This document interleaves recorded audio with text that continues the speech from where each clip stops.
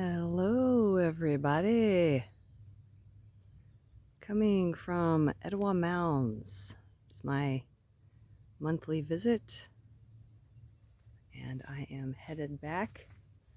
This was a wonderful visit. They all are, but I am doing some more what this guy I follow, Tim Wild, he does like walk and talks.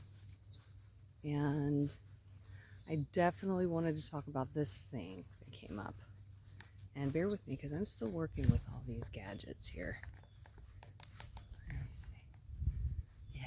So I am reading slowly, very slowly. I just finished like 2 books I've been reading, kind of one within the other, but it happens, right? So I am reading this book called Boundaries and Protection by Pixie Lighthorse. And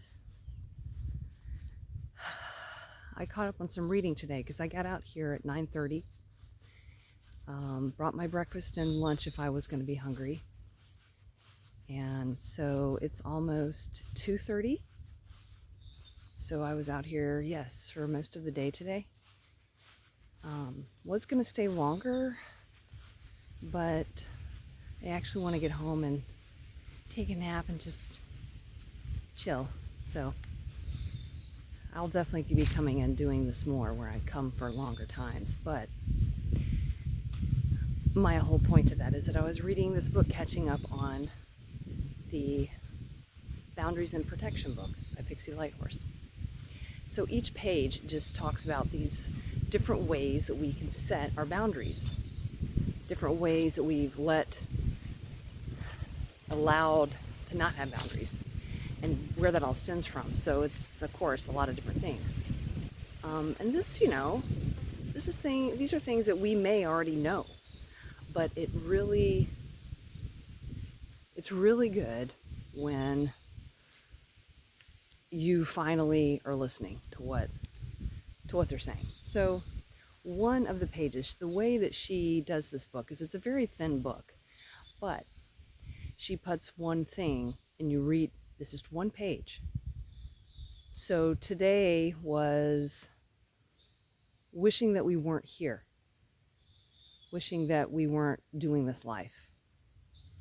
And we've all, I think, felt those moments.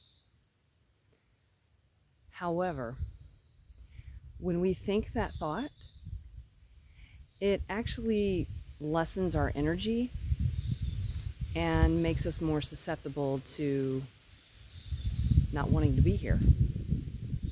Leads us into deeper addictions or addictions in general. Not loving ourselves. So, as a lot of you know, I've been working on this, and I think a lot of us have, me especially for the past 10 years, just trying to figure out my health. And as I get older, all these different shifts in my body, what are they? What's the root of the cause? Not how can I get rid of the symptom, but what's the root of the cause? And I know that I'm being led to reading these books in due time, but in us really feeling that we don't want to be here. Like genuinely, like I am done here, I'm just out. That's really just gonna prolong you feeling that way. The more you think it is true. What we think and put in our brains will stay there, and it will recycle and cause different challenges for us in this life. So I just wanted to remind people that when you are feeling that way, to know that it's okay to feel that way. However, don't stay in that feeling. Start to say in the morning, hey, I actually chose to be here. We made a choice to be here, especially right now. So we are strong, courageous, brave beings. And we can really come to these truths and this vulnerability to let go of all the things I talk about in my other videos. The stories, the victim stories.